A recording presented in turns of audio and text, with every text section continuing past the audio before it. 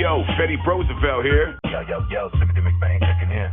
And you're tuned into Culture Shock Radio. It's not just another podcast. We're going behind the scenes to give you that fly-on-the-wall perspective. There's always a story behind everything. For the music we listen to, the food and places we eat, sneakers we rock and where we compliment, the bars we frequent, local artists we fucks with, DJs we cut it up with, entrepreneurs we look up to. And because we know most of them personally, we can give you an experience that only the Rap Baptist can present you. So without further ado, here's the unscripted, unfiltered, unwanted opinions from us and our friends as we give your ears a backstage pass to what's happening around you. Let's go! Betty Roosevelt here, Timothy McVeigh. We're here with one of Austin's own from our neighborhood, our neck of the woods, in the 78741. Yes. One of the coolest dudes I know.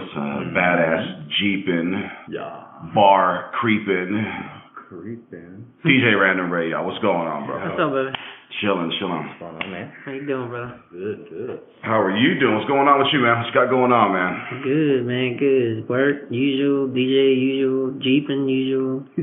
So, what's the Jeep world like these days? What's going on with you? The build's about done for me for now, at least on this 4-door. But we'll see what we do here in the next couple months with the 2-door, the old school Jeep. Might be a new project. So, question for the Jeep world: are y'all glad that Pro is no longer in it anyway? That son of a bitch brought a lot of unwanted attention. He'll get back in it. He'll get back in it. He did Scooter Gang, and that went terribly wrong. Oh yeah, you are right. I'm sorry, Bubba, but that is how it goes. They got the Jeep. So where are your you got any residencies right now? You want to let the people know about where you're at and what nights during the week, or? I'm at J Blocks on Fridays and Kung Fu Sunday Fun Day at Rob Rose. Nice. So what are you playing? Is it all just top 40, or you just going in, or does the manager come down and fuck with you?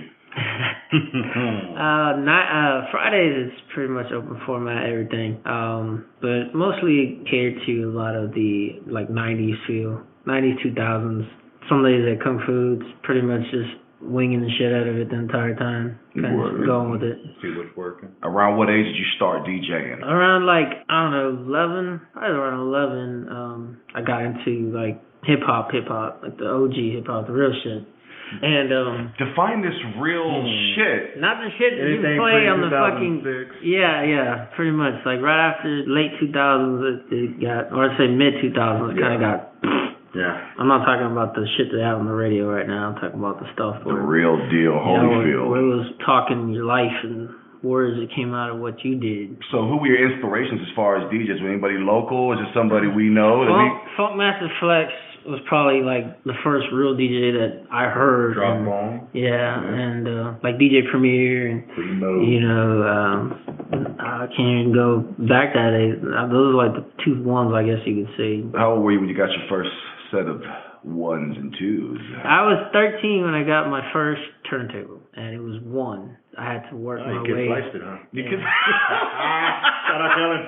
No. Oh, shit. It wasn't like that. It was more like I had to buy my own turntables. Yeah. You had to work for it. Yeah. So, turntables. It wasn't as easy to get them back then as it is now. Turntables was like, finding gold back then, especially for a 13-year-old. Oh, hell yeah, dude. Yeah, no. So what were you doing to get the money to do that? If you were cutting 13, grass, cutting grass? From your grass. Mexican roots. Cutting grass. I feel you. Like Way a to slave, go. bro. Way to get go. out there and we get it. I was running like a hustling. Mexican. I was working hard. That's what we do. Block to block, bro. Front and back $10. Boom. Front and back $10. When was your first gig? My first gig was some J-Rig shit you'd probably see on like a meme nowadays. But it was real back then. Yeah. I literally had tape on top of tape on top of tapes, and what I would do is I would rig the tape players to where like how the turntable setup is, and kind of just play one tape over and then play the next tape over and have like 2 tape decks connected to like 2 RCAs. So what were you using as a fader? No fader. Nothing? It was just on the fly? Play to play. And you would hear it from one headphone and then hear it. And you could actually... I wasn't mixing. You were mixing? Was slamming? Just slamming, hitting them on the one? Slamming the Nice. Y'all hear that, you fucking DJs? If y'all can't fucking do that. No, I'm just playing. Don't get me started. But no, that's fucking dope. Actually, I had the little, the brand you get from the Westinghouse. I remember like the little $20 joints, and what I would do was I would go to Turntable Records, shout out to Abe. What I would do was go in there and ask for the No Limit singles.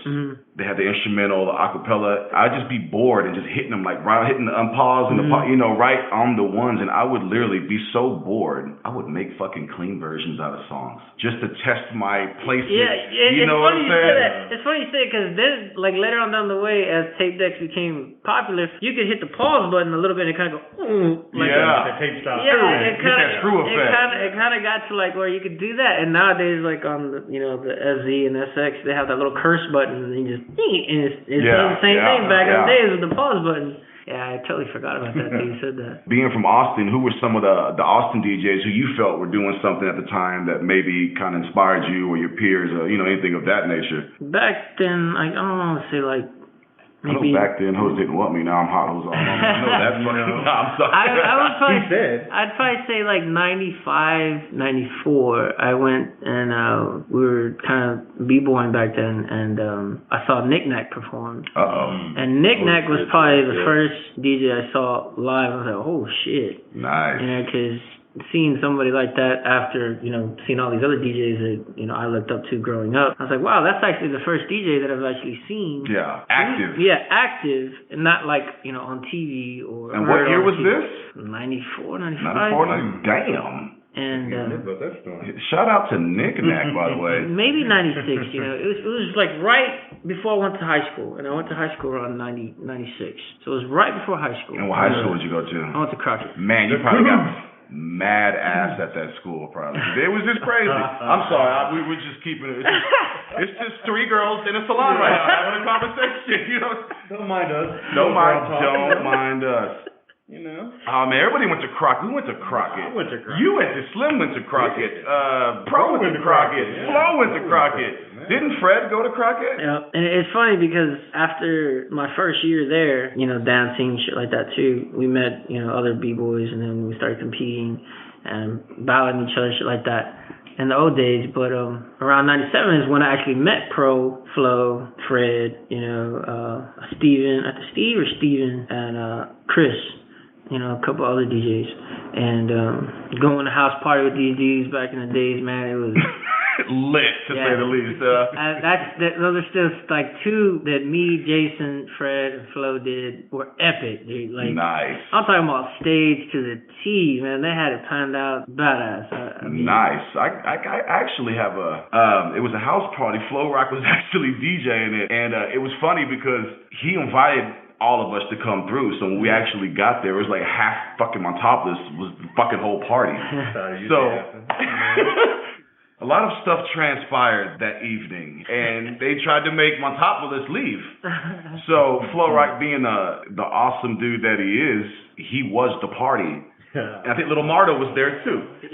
He was. Yeah, and Flo Rock said, you know what? I will forever love him for this. He says, you know what? If my hood can't be here, I'm on top of this too. We're getting the fuck out. Unplugged this shit. We took the fuck off, dude. Shout out to DJ Flo Rock for that one. I'm sorry, I had to get that one off. I've never really told that story, but it's my show, so I don't care. I'll tell a fucking story. All right, so 97 is when you meet the boys.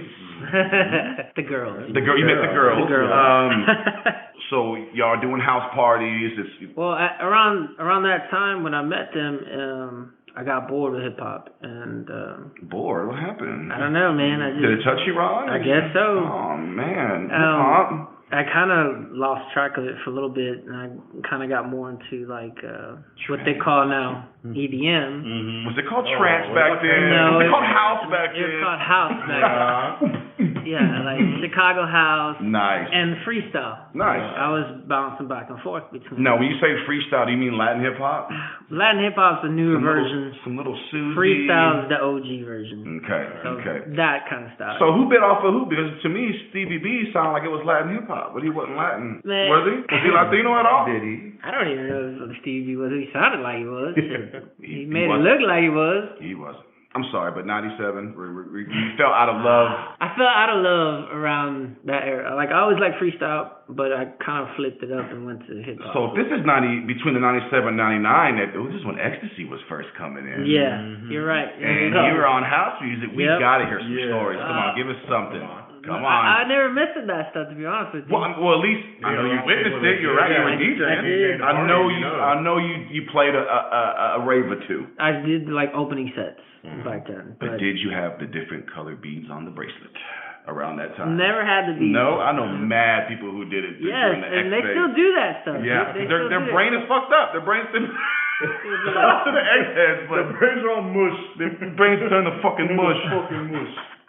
I have seen some friends that like are really like my age, and I'm like, dude, you look like you're like 60 right now. Yeah, dude, that shit takes a toll on you, dude. It's like, wow. You know, I just snorted a bunch of heroin last night, and I feel like shit right now, you know? You look like shit. Do I look like shit? I thought I shaved the other day, but I guess... I don't want anything, but... I guess my prettiness is wearing off, but... Okay. Young like you get a personality now. Did you re-find your love for hip-hop again? No. You never did? Even to this day? No. Nothing? Nothing makes you want to get up and... No little Yachty? No? Fuck no. He's like the truth right now. Lil Uzi Vert, you know? He's Lil Uzi Vert, you know what I'm saying? Nope. None of these guys? None of these guys are killing the airwaves as well as hip-hop. You cost us another fan. What were you doing around the 2000, the 99, 2000... breakbeats? Yeah, going breakbeats? Yeah. After house music, I got kind of bored. Like right around that time, like 99, 2000, I got bored with house music, hard house, all that stuff. Chicago house. It just got boring. So breakbeats came out like right on. Well, it was out a little bit before that, but wasn't hitting. Yeah. And like so, right around 99, 2000, it started hitting, and I rocked that till about 2005, 2006, and it kind of started dying out. And maybe like 2007, I got to where it's now the EDM scene, and was doing progressive house, tech house, breakbeats, a little bit that was still scavenging there, and went to like trance and stuff like that. Were you ever listening to, what's that dude, Moby? Were you ever into Moby? Were you ever into Fat Boy Slim? Fat Boy Slim, yes. Moby, no. I mean, it was just too, it was too fruity. Little Eminem there, Yeah, I think the illest videos I've seen, I think it was Fat Boy Slim. They had Christopher Walken in the video. Yeah. That dude is the tits, man. Yes, he is. He is, dude. Crystal Meth King of New York was around that time. Yeah, it was. And, Chemical Brothers. They were hitting. Prodigy. Yeah, Prodigy too. Yeah. Oh man, that brings back fucking. That's what I was rocking. That kind of style, kind of progressive, but alternative. And I was listening to alternative at that time too.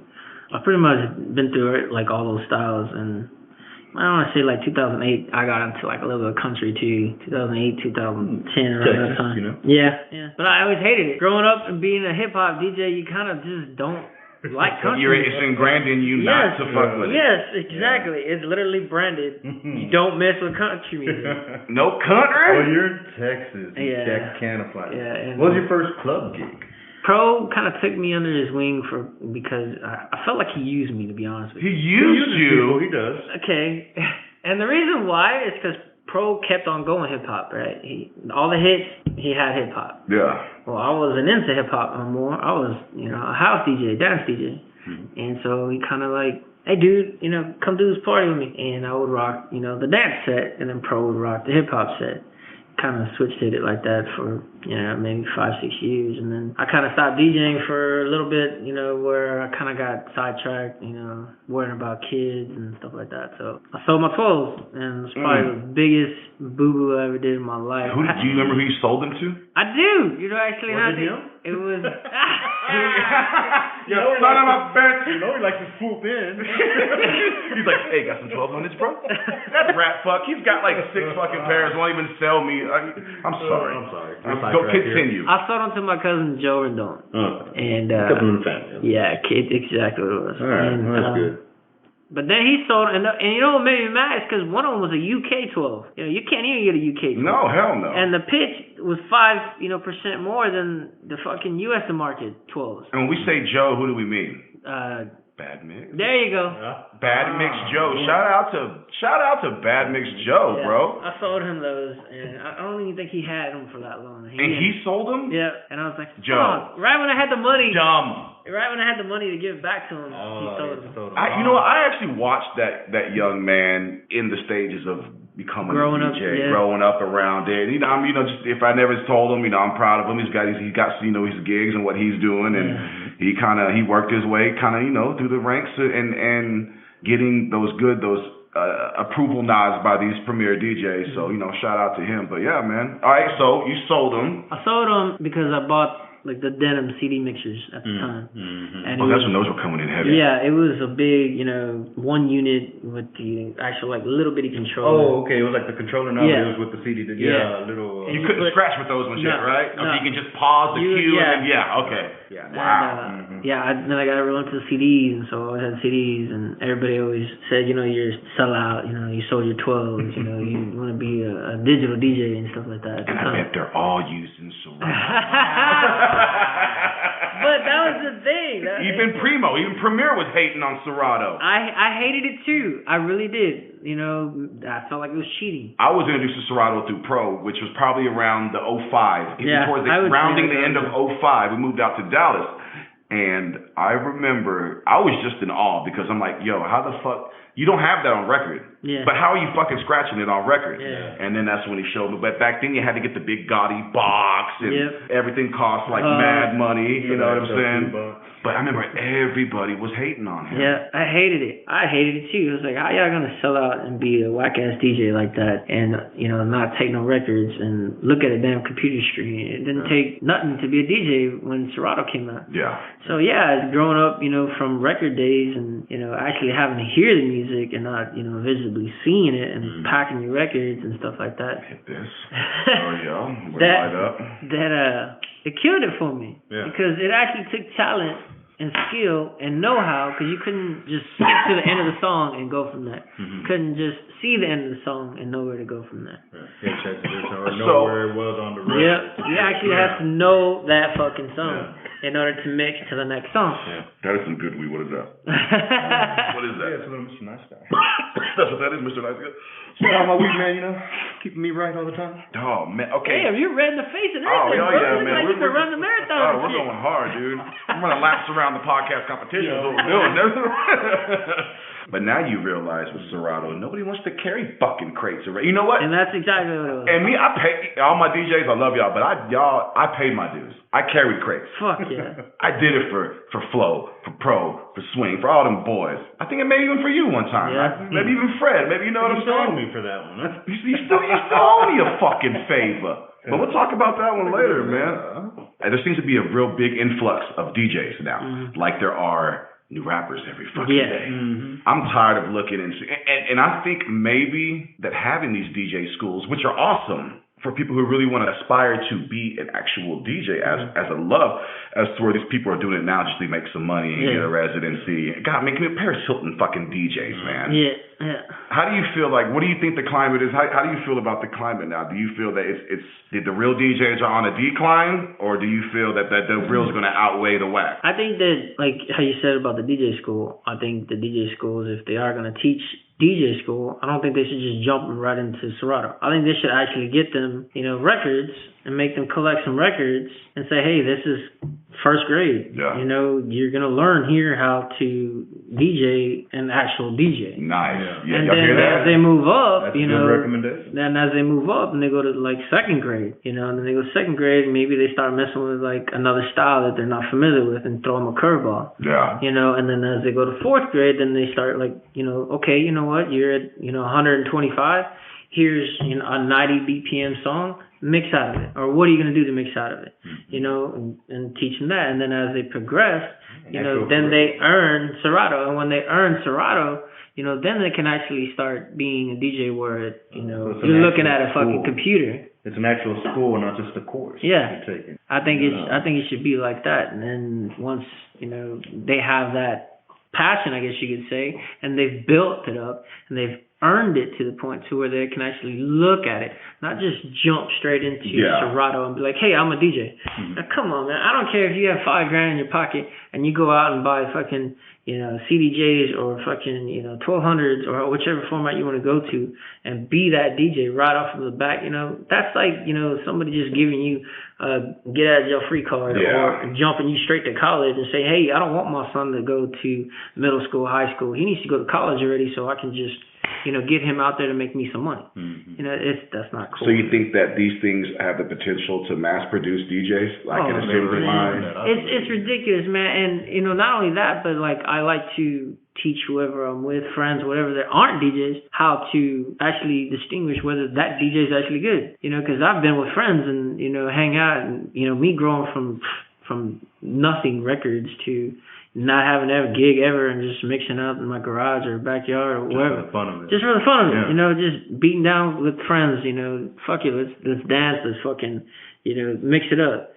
And if we're like, 5, 10 people and they're like, this DJ is good, or if they say something like that, I'm like, man, y'all have no idea this dude is just garbage, just slamming songs and shit. But what if, and I do mean if, what about the exception, like somebody young who didn't come up like you did or been around it? I don't consider myself a DJ, but I have DJ abilities. But someone who maybe didn't have you as a DJ, your actual upbringing and your influence or mine being around it, fly on the wall, but they're dope in a short period of time because they're learning it. Everybody can have a skill. Skill makes money, but talent is where it's at. They may not be talented, but they know and they have somewhat mastered that skill. How does that make you, like, you can't overcredit them, but you can't discredit them for it. Yeah, and I get that. And I've actually seen a handful of DJs that just, they rock it. Yeah. And it comes naturally. Yeah, and one mixing, and I've seen one DJ that's just stupid at scratching, and they're young. They're really young. One of them, just turned 21, 22, and I've seen him DJs. Yeah. Shout out Dope Ass. Yeah. Shout out to Dope Ass. Man, I was like, holy shit, this kid's like still in high school, nuts, and he was stupid.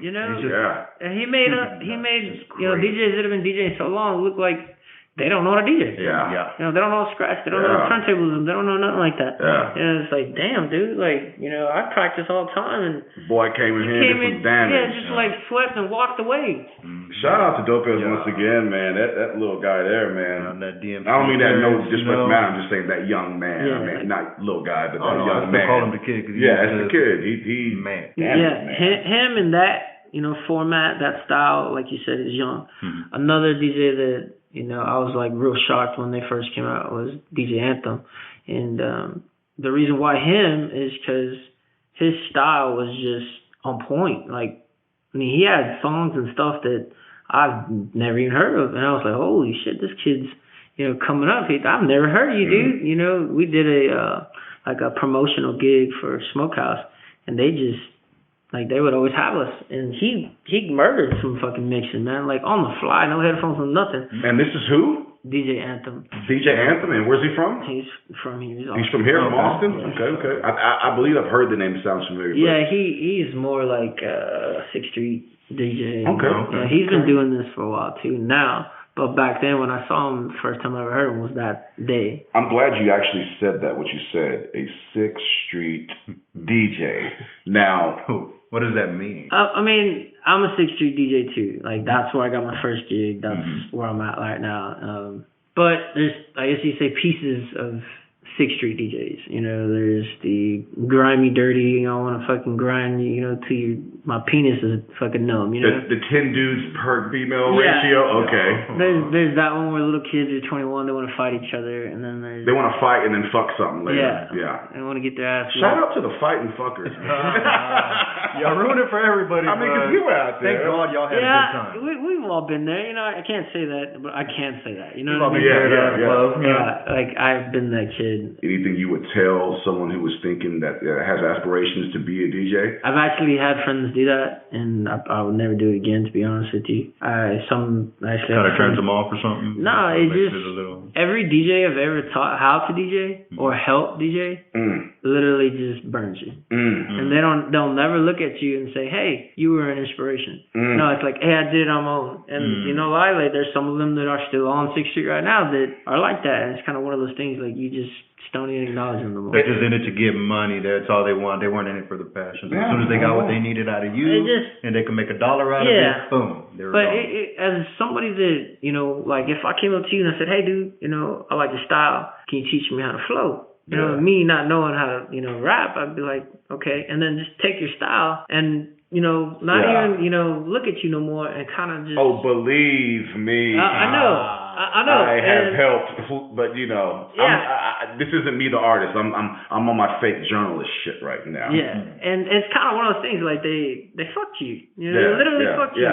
And it's not that somebody went and was just like mad, like uber successful. But it was just the thought of I can't even get a fucking head nod. Like, I know, we know, my squad knows, like you know your squad. But I mean, at the end of the day, man, no egos no more, man. No more. You know what I mean? Like you had to let it fly, man. Yeah, you have to, and you kind of just gotta take it in and just be like, you know what?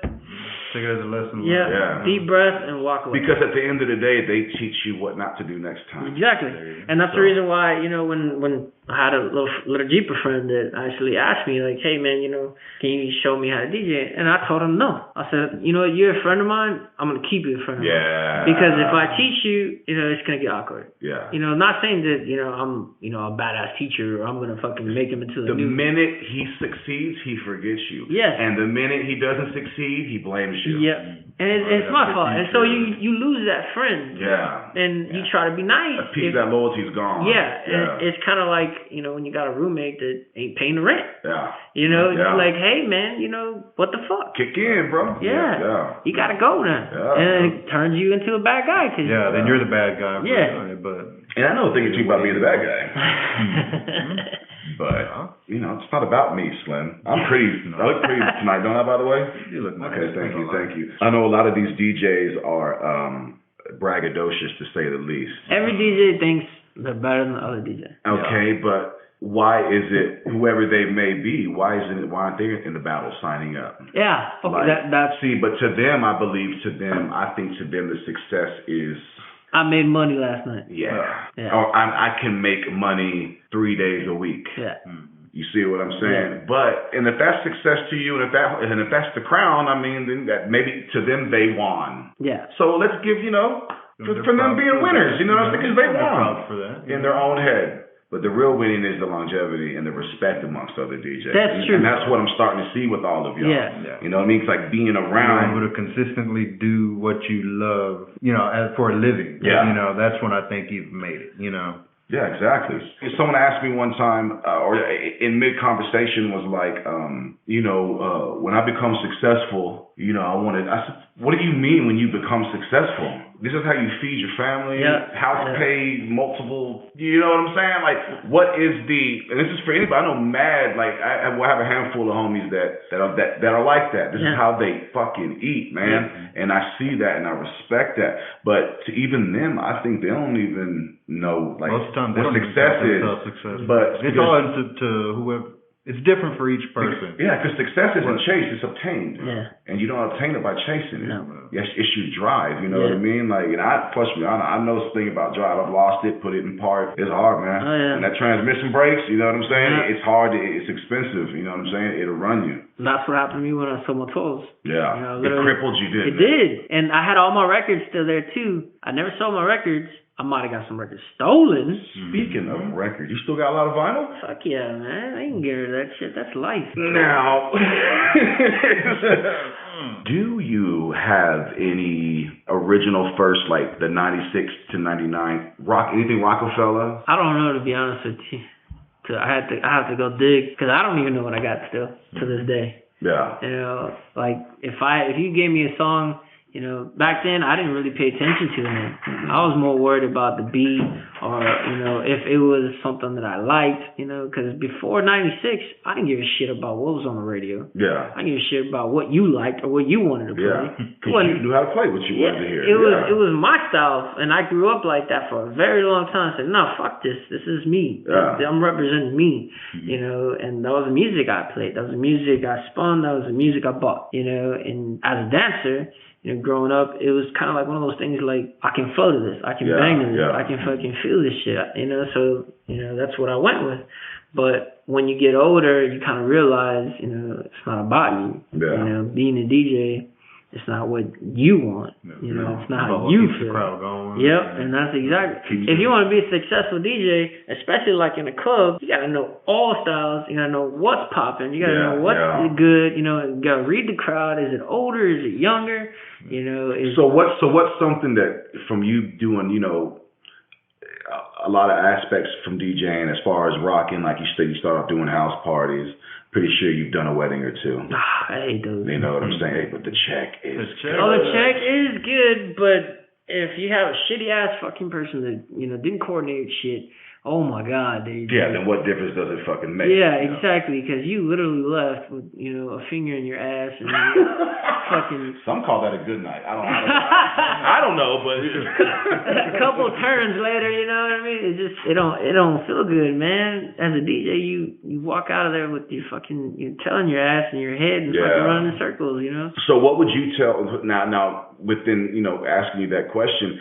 What would you? Because here, what we're doing here at Culture Shock Radio is we're giving your ears a backstage pass onto what's going on around you. What would you? So we try to, you know, dig things of the culture and kind of maybe some people don't see or don't know what they're getting into. Is there anything about clubs, like we can go pros and cons with playing in a club? Meaning when I asked you earlier about playlists, and I know DJs that the GMs would text them once they put a rap song on. It's like no name, no blame. I've had that several times. Well, people almost fire off. Yeah. It goes to blows, you know what I mean? Like, fuck you and fuck that money. Like, you're right. Is there something you would tell these young aspiring DJs who are trying to get in, like, what are the cons to it or the pros to it? Or the pro, I would say, is you can get paid good money. Like, if I'm doing a wedding, I'd get paid anywhere from 8 to 2.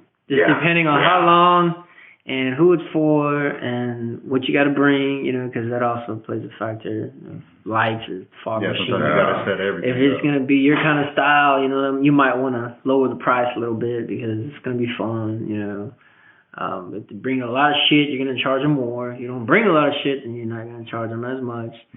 And Sweet 16 is kind of the same thing. They're pretty much the same exact, you know. Let's not front. As all of us being Hispanic and Mexican in this room, well, I'm half Mexican. We all know quinceañera is just the reason for all the uncles and all the cousins to come bring their bottles and get fucking drunk. And you're good because you're surrounded by family. So nobody can say, oh, he fucked up. Man, no. Me and Theo just got fucking drunk. You know what I'm saying? But I'm sorry, I didn't mean to. I just want to hear quinceañeras. I know a lot of people don't like to admit they've rocked them. No, you know? I've actually rapped at a few. So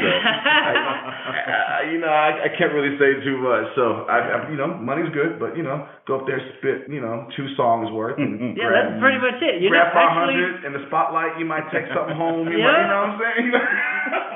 You really don't. You really don't make. When you do a wedding or a kitchen, it's pretty much fucking, going to school and, first period, second period, third period, fourth period. You got math, science, fucking social studies, and that's pretty much a fucking quinceañera, man. And then you go home for the day and you're done. But it gives you good defense too, how to dodge a drunk person asking for a request, because it's going to be some. Oh man, it's gonna be some Tejano or some Corrido. It's gonna be something. That's exactly why I don't do them for that. Because you got the drunk Mexican motherfucker, the real deal. He wanted. One, that, and 2, you ain't never gonna satisfy every damn person unless you've been doing that your entire life. And you're a wedding DJ and you've been doing it for 10. 20 years to where you can get the old people, because you know they're gonna want some fucking old school Tejano and shit. And if you ain't been back in the days when the Tejano was the shit, then you ain't gonna get that crowd. You ain't gonna get the country crowd. But pretty much, you have to have been doing it for a long ass time. So if you want a wedding DJ, I would say it had to be a really old DJ. Or if not, it's not an old DJ, then he taught his son, and his son has heard that shit his entire life growing up. To the point to where he's got that shit down. Then that would probably, work itself out. Or if you're not a cross mix between different genres real quick. Or somebody, like actually, gave you the 411 when you were young, and your uncle was something, I can see that with those two eras. But like before that, we were talking about club DJs. Club DJs where they get the texts from the fucking managers telling them, hey man, and I can tell you exactly what it is. Hey man, you've been playing too much, rap music. Can you go to, some pop fairy, girls want to sing music? You know what I mean? Yeah. And as a DJ, again, you have to take it. Yeah. You just gotta have to sit there and just like. But we all know the reason why the venues do that. It's called crowd control. If you want crowd control, go to a fucking gay bar. Yeah. That's what I'm gonna tell you. You know? Because pretty much that's crowd control. Yeah. You're at, a gay bar. I'm not saying it's bad. No. But that's what you're gonna go to. You know what you're gonna get. Yeah. It's catered to that crowd. Yeah. In the store. And that's they have their own market. Yes. And that's what you're doing. But as a DJ, you come into different areas and you want to be that DJ. You want to hear that music. You don't want to go in and feel like, dude, what just happened? Yeah. Last week, we went to, this bar. I'm not going to say the names because I don't want to promote it. No, but I went to this bar and, they were banging, badass fucking hardcore, whatever your style is. And you go to this bar and you're just like, dude, you pretty much feed into that bar because that's what they're banging. Yeah. But if you go into this bar that's just where this guy, and I'm not even going to say it. But here at Culture Shock, we don't promote negativity. We encourage it though. I've listened and I try to tell bar managers, hey man, just to give you a heads up, I'm gonna play what you want. Yeah. Cause you're the fucking boss. But if the shit don't work, I want to hear it. Don't blame an empty club on me. Yeah. This is what you wanted. Yeah. And if you lose 20, 30% because this is what you wanted, that's on you. And that's exactly what I tell them when they send me that kind of fucking. Because at the end of the day, what are they in the business for? To sell alcohol. And no matter what you're playing, the money is green, the sky is blue, and water is wet. High five. Yep. There you go. That was a high one too. That was the highest of the five, sitting down. That was an over the shoulder high five. All right. Here on Culture Shock Radio, we want to give a big ups to the Austin hip hop scene always. Oh yeah, definitely. So coming that you are, a native Austinite here. What do you think of, the hip hop scene here in Austin? Favorite artists, whether he's current right now or it might be somebody that was rocking it back in the day. Yeah, anybody. If you mess with Austin. A lot of local people don't mess with Austin. I fuck with Austin, I love it, So any local artists that you fuck with, like as far as like maybe someone maybe that never even really pursued it, but someone maybe that was cold back in the day that you rocked with, but maybe this is a whole different person now, or a family man. You know what? I would say two groups, and you're one of them. Okay. I've always liked your style because it's different and it's smooth. Yeah. That's the reason why. And the only one I can say that's like that I've liked as an artist, because like when I fell out of hip hop, I was like, man, fuck that style. Yeah. Pretty much. And I really didn't care for it for a long ass time. And it got to the point because everything sounded the same. Yeah. And then Ludacris came out. When Ludacris came out, I was like, oh shit, this motherfucker is on another level. Ludacris was like. He brought that feel good to hip hop. Yeah. It was around that era we were talking about earlier, where it was good music because hip hop was fun at that late time. '99 going into 2000. Yeah. It's kind of like he brought the old school hip hop, but put like something you can vibe and kind of shake. A new bounce. Yeah. It was like that, and I was like, damn man, maybe I might kind of bend the rules a little bit and listen to some Ludacris. Nice. Well, when Jason introduced me to you, I was like, this dude, you reminded me of Ludacris, the style. Well, thank you. It's smooth. I did not tell him before he finished his beauty praise. I didn't tell him to say none of this. I'm sorry, Random. Go. That's a lie. I promise 2 pee touches. Just two pee touches. What? Pee touches. No pee touches. No pee touches. It's off the table, bro. It's off the table. We'll put it on the table. Whip it out. Let me see it. No, I'm sorry to interrupt you. I just had to let the people know that. Yeah, that when Pro introduced me to you, he called you at that time Confetti. Oh, you know? yeah. And I was like, and that's what I knew you as. And then you when people started saying, "Yeah, boy Fetty," and I was like, "Who the fuck is Fetty? And why the fuck do y'all keep referring him to Fetty? Like, who the fuck is Fetty?" And like, dude, you've met him like 100 times. And I was like, I don't know no fucking Fetty. I don't know who the fuck y'all talking about. Yeah, fuck that nigga. And, that piece of shit. And one day I'm at Pro, and he's when he started getting his little studio together and stuff like that. And Pro goes, yeah, I got some tracks I'm doing with Fetty. I said, oh my god, dude, you're like the third person to tell me this shit this week. Who the fuck is Fetty? And I'm like, what the fuck? You know Fetty? Confetti? I was like, oh, it's the same motherfucker. I just took the con out. Yeah, but I didn't know that for like years, bro. Years. I kept hearing that this shit. This fucker and all his name changes. Yeah, man, come on, man. The only thing you gotta change out is the condom, bro. But it goes back to like how I tell my girl, like certain people in certain circles, like only know as a different nickname. And that's what it took me as. at. Fucks me up though too. Well, you're the one that did all that shit. No, that's man. Hey, why do you think I stayed DJ Random Rey? That's it. That was the first one. I hated it for a long time. I hated it when they gave it to me. They're just monikers of the original name. Fuck you, man. Fucking personalities, all they are. Just it's exactly what it is. How I feel at the time. Okay. I understand that. I get that. But then it gets confusing. Like me. Yeah. Like for years, I didn't know it was you. Yeah. You know, when I would hear Fetty, I'd be like, I don't know. Do you know how it went from Confetti to Fetty, man? Mm-mm. Shout out Mr. 78741 himself, Doc Holliday. Oh, wow. From I know. Set for Life. Set for Life. Oh man, shout out to Lil Hustle, PLA, the original Squad, E&J, Low Key, all the original homies. Was it Kilo? One of those names. We did a song at Flow Rocks. Recorded. It was on his preseason. He had some badass parties back in the day. He said in the rhyme, this one I'm still going by Confetti.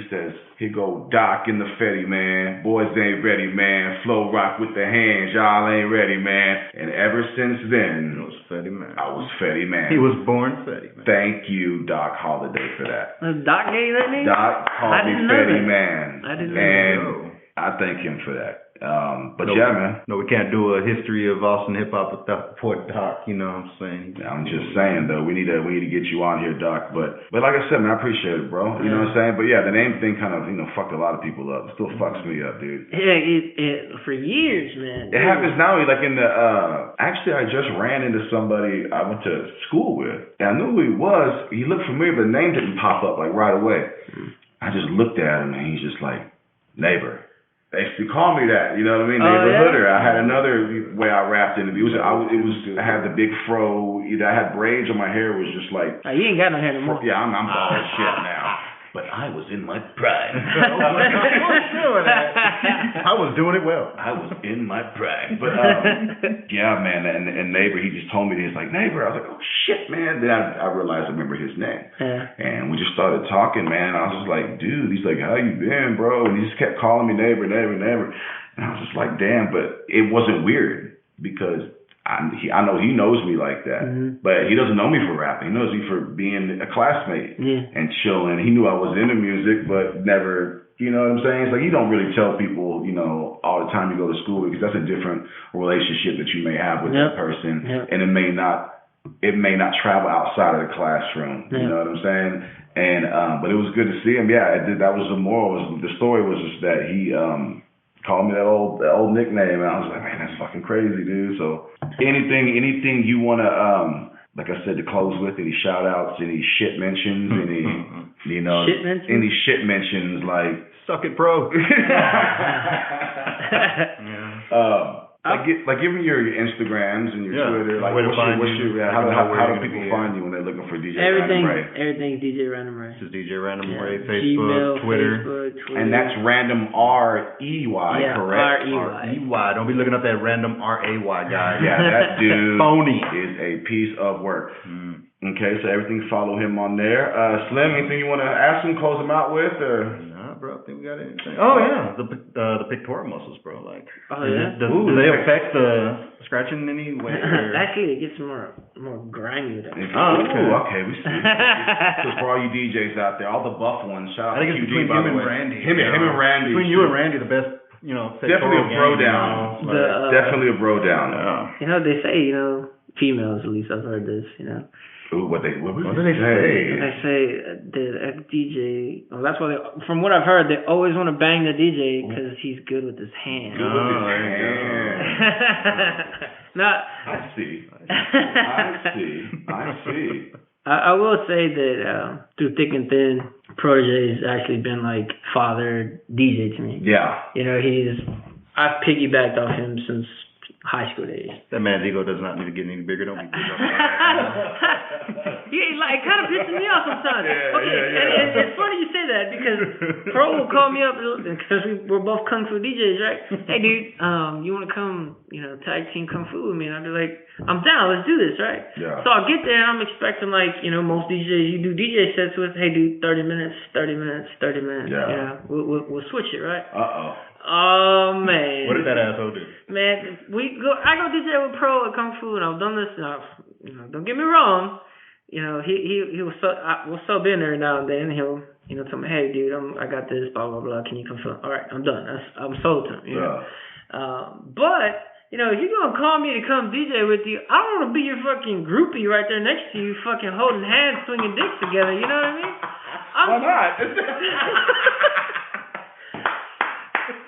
It's like tag me in, this ain't just fucking Hulk Hogan running the show. But you know how Macho Man in the background. We love you, we want company. That's what it is. We love Pro here at Culture Shock Radio. We love Pro, but we love us some Pro. But I think he gets.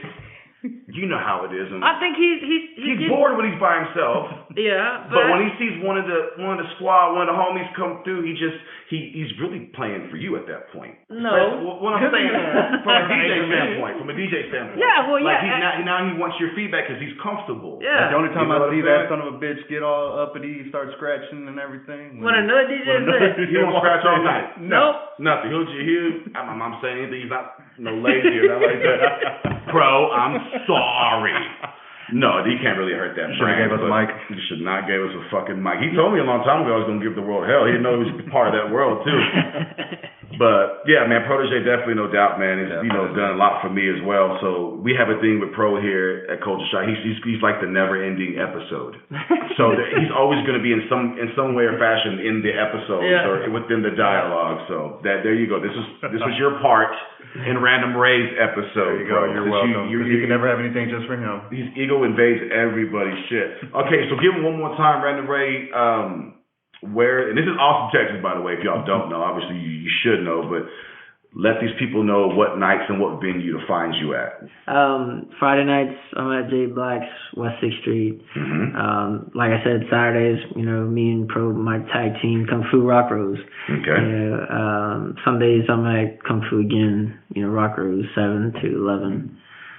Sunday Fun Day. Rock Rose is the spot. Rock Rose is popping right now. Make some noise for Rock Rose, y'all. Came a long way. Some great bars, some good food, So a lot of food. Yeah. Fuck. Yeah, they got mad food. Yeah. I don't know what it is. The bar right across the street from Kung Fu, they got a pretzel that'll knock your socks off. Yes. Don't get me lying. Pro just took us across the street. Shut the fuck up. They have a big pretzel. The Jack and Ginger's.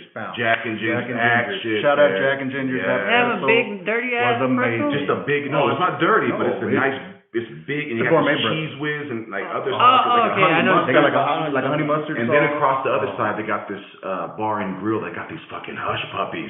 I haven't tried that one. It's like $4 for a dozen of them. They got this How do y'all know house-made about all ranch. this shit? We got Bro's such a fucking fat ass dude. But he's the skinniest guy. He is. He made his way back into the episode. You see what I mean? Ladies and gentlemen, this was DJ Random Rey, y'all. This is Culture Shock, and we're out. CRMG.